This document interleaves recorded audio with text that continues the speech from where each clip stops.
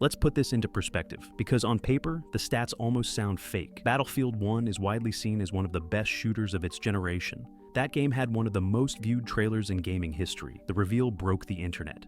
The online praise was crazy. Battlefield fans still talk about it like it was peak DICE. Over its entire life cycle, Battlefield 1 is estimated to have sold around 20 to 30 million copies. That's total, over years.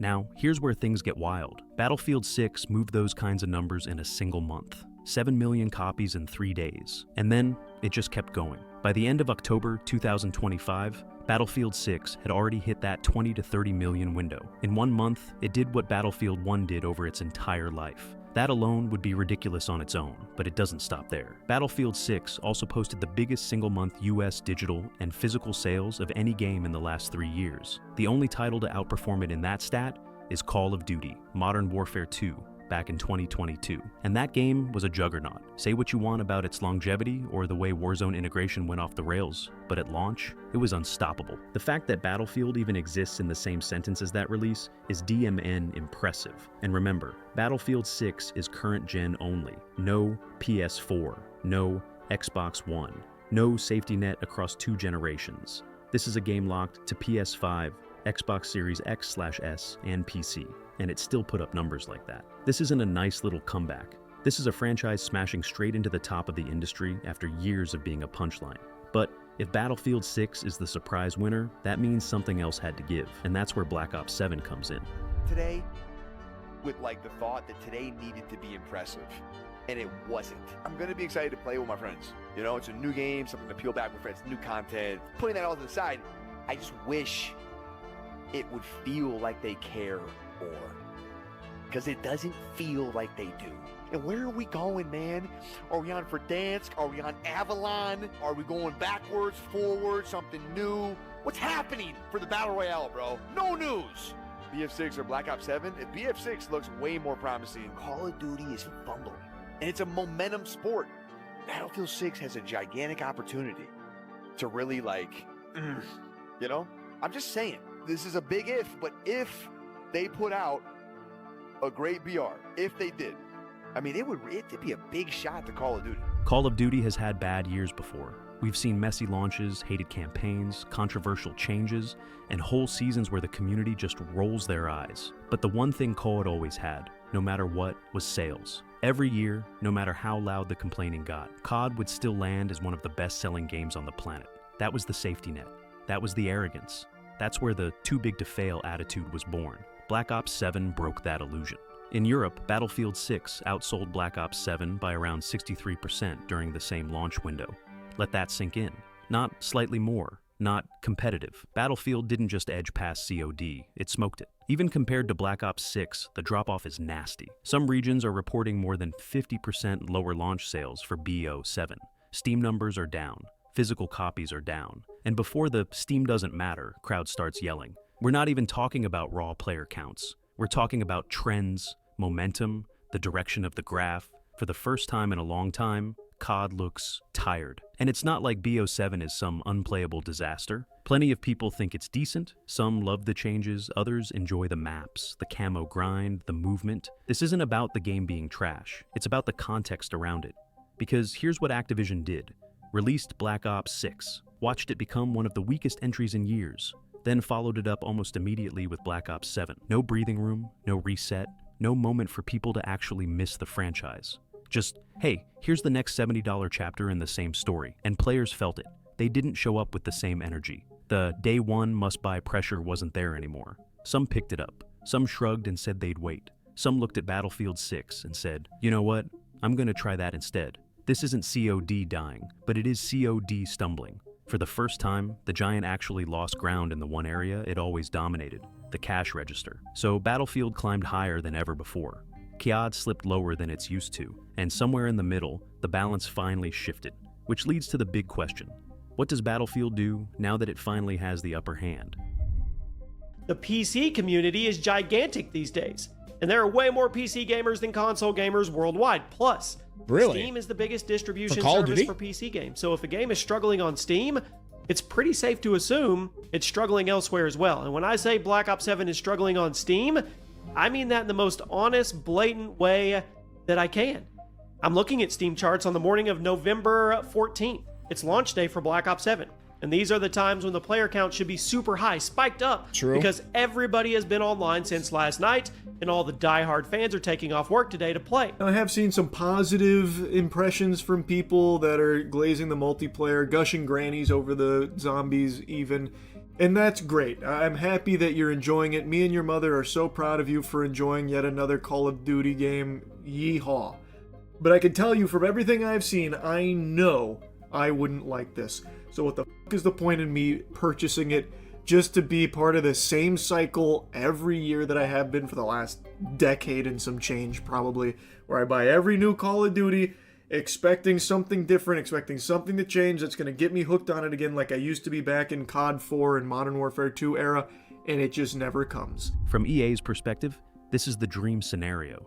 You pour multiple studios into one project. You give it a rare, longer dev cycle. You take a risk by going current gen only, and it pays off bigger than any Battlefield title ever made.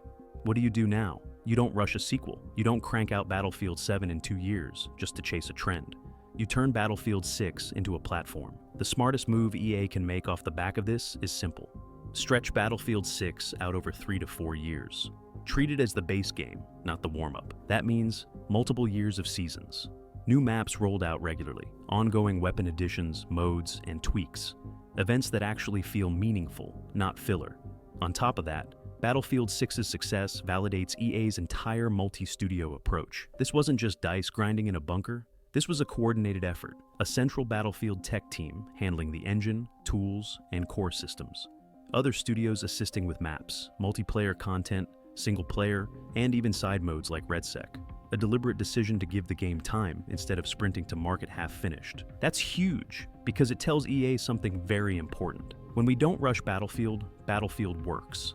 The likely result? Battlefield 7, or whatever it ends up being called, probably isn't arriving until 2028 to 2029. And honestly, that's a good thing. Battlefield 6 finally gave the franchise solid ground again. The worst thing they could do now is panic, try to annualize it, and blow all that goodwill just to chase COD. So, Battlefield 6 is probably here to stay. It's the main game for years. It will evolve, expand, maybe even change tone a bit, but it's not being replaced anytime soon. And that creates a new challenge. If Battlefield keeps growing as a live service, how do they keep the money flowing without turning it into a cartoon? Let's talk about money, because this is the part most players feel in their wallet. Back in the day, Battlefield ran on the premium pass model. You'd drop $15 to $20 every time a new DLC launched. New maps, new guns, maybe a few extras. If you didn't buy it, you fell behind your friends and got locked out of certain lobbies. It sucked in its own way, but it was simple. Battlefield 6 doesn't do that. Maps are free, guns are free, core gameplay content is free, which is awesome. But content isn't free to make. Those studios we talked about, those devs, artists, designers, server teams, they still have to get paid. And once a game hits its initial sales peak, there's only one reliable way to keep that money coming in: cosmetics, skins, operator outfits, weapon blueprints, bundles, store rotations. All the stuff that makes older players squint and say, please don't turn this into a circus. This is where Battlefield is walking a thin line. On one side, you have players who remember the days of grounded shooters, COD4, World at War, Bad Company 2, Modern Warfare 2, the original. Games that looked like gritty war zones, not crossover events with serial mascots.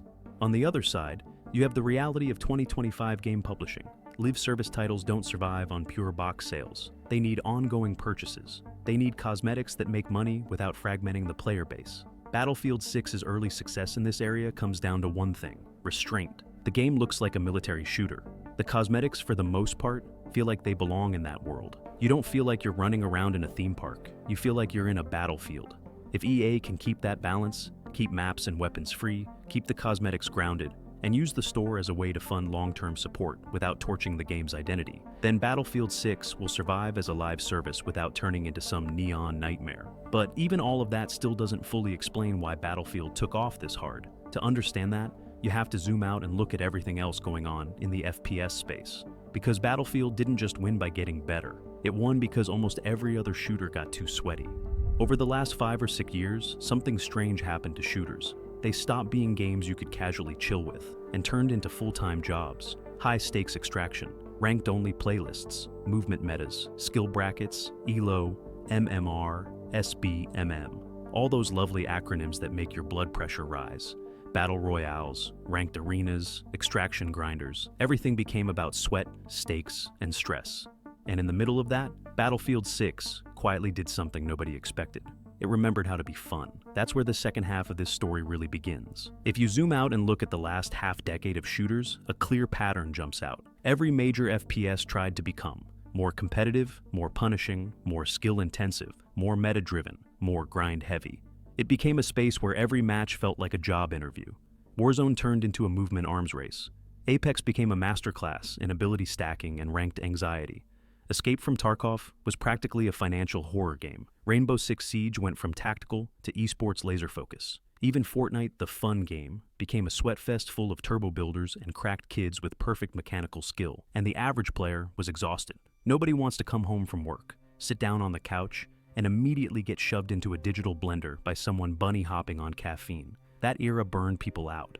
It made the entire FPS landscape feel like a chore. Then Battlefield 6 showed up and basically said, hey, you can stop sweating now. Blow something up, revive your friend, drive a tank off a cliff for no reason. Just have fun again. It delivered chaos, explosions, vehicles, destruction, and huge team fights without requiring you to play like your life depended on it. You could have fun whether you got 5 kills or 50. And that feeling, that casual, chaotic joy, was something players didn't realize they'd been missing until Battlefield gave it back to them. But fun alone isn't enough to keep people for hundreds of hours. There was something else Battlefield 6 fixed. Something most FPS franchises still refuse to touch. Here's a secret most shooter devs won't admit. Players don't quit because a game is too hard. They quit because a game becomes unfair. Battlefield 6 didn't magically remove every issue under the sun, but it targeted the right pain points, ones that have driven players insane for years. Cheating is way less common than people expected. No anti-cheat is perfect, ever. But Battlefield 6's back-end system, combined with EA's updated detection tools, has dramatically fewer hacker sightings than most modern shooters. For a lot of players burned by Warzone's cheating plague, that alone felt like a miracle.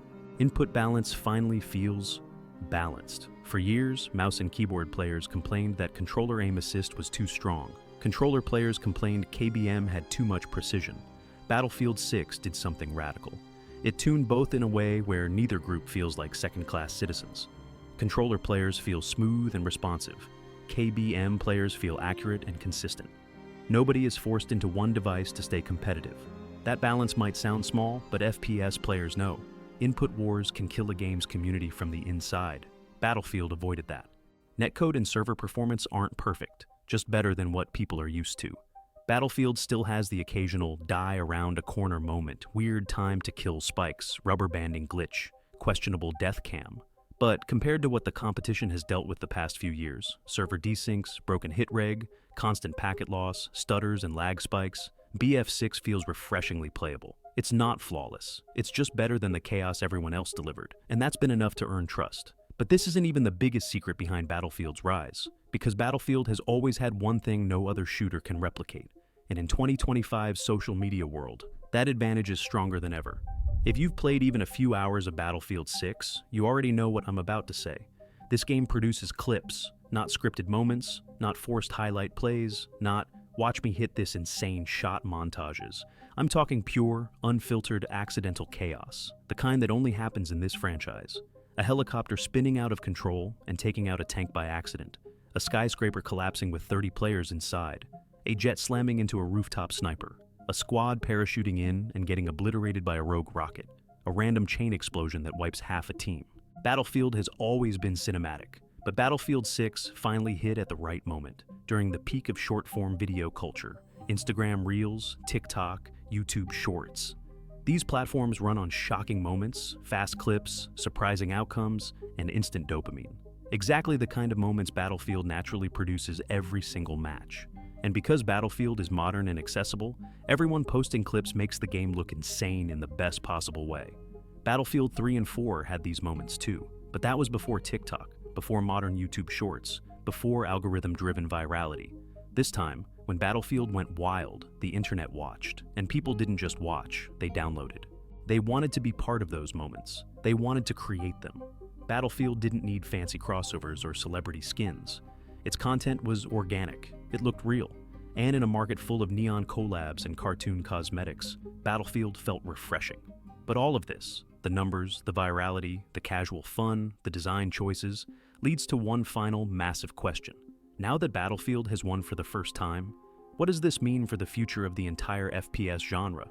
This moment isn't just about Battlefield enjoying a rare victory, it's about the landscape shifting beneath everyone's feet. Because here's the truth. Battlefield finally proved that Call of Duty is not untouchable. For the first time, COD has genuine competition that isn't a temporary fad, a BR trend, or a one-hit wonder. Battlefield 6 did everything COD didn't, took its time, listened to its community, delivered a grounded modern setting, refused to overcomplicate gameplay, offered chaos without sweat, launched current gen, only focused on team play and scale, avoided a ridiculous yearly release treadmill.